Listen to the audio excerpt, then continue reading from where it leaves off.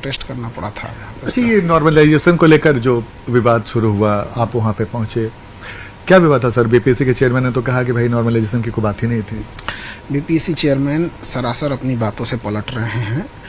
वो अंततः कहते रह गए कि नॉर्मलाइजेशन हमारा अधिकार है, हम इसे अंतिम दिन भी चाहे तो चेंज कर सकते हैं, और उन्होंने कभी स्पष्ट नहीं किया। और अगर लोगों को लगता है कि अगर ये बच्चे बेवकूफ़ी कर रहे हैं तो खुद से पूछे कि बच्चे आखिर क्या चीज़ देख के लौट गए। तो एक्चुअल में हुआ क्या ना कि हम लोग की एक ही मांग थी कि आप इसको ऑफिशियली बोल दीजिए।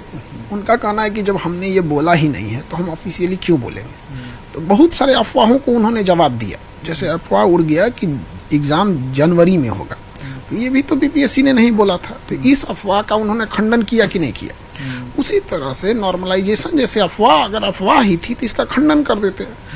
उसके अलावा उन्होंने 4 दिसंबर को एक डीएम को नोटिस भेजा कि हमने 3 अलग अलग कलर के पेपर भेजेंगे। यही तो होता है नॉर्मलाइजेशन। दूसरा, वो धूल झोंकने की कोशिश क्या कर रहे हैं कि जब एक ही शिफ्ट में पेपर होगा तो नॉर्मलाइजेशन कैसे।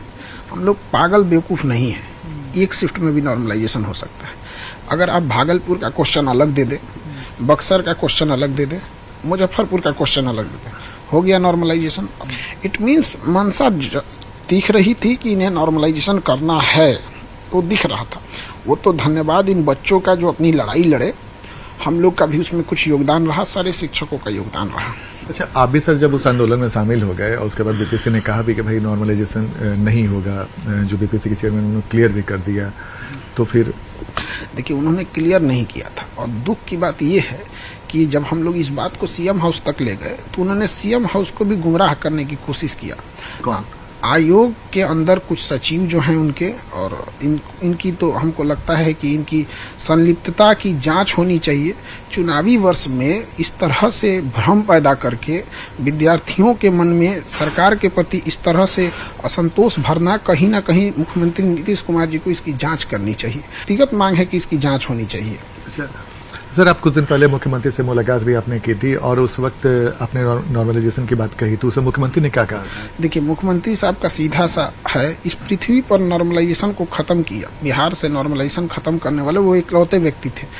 अगर वो हस्तक्षेप नहीं करते तो नॉर्मलाइजेशन कभी खत्म नहीं होता। इवन की नॉर्मलाइजेशन खत्म करने के 3 दिन पहले बच्चों ने एनसीएल का मामला उठाया था। एनसीएल को 2022-23 का सर्टिफिकेट मांगा जा रहा था। आयोग ने कह दिया था कि हम नहीं मांगेंगे। फिर माननीय मुख्यमंत्री ने हस्तक्षेप किया तो जाके ये हुआ यहाँ।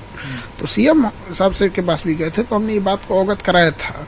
उन्होंने बच्चों के ही फेवर में बात बोली थी कि ठीक है यहाँ पर। लेकिन बीच में आयोग के कुछ अधिकारी, हम अभी भी कह रहे हैं, उनकी मंशा पर ही संदेह होता है। हमने कई मीटिंग किए, कई चीज़ों को देखे तो हमें लग गया कि ये लोग कहीं ना कहीं कुछ ना कुछ अंदर खिचड़ी पका रहे हैं। तो इसकी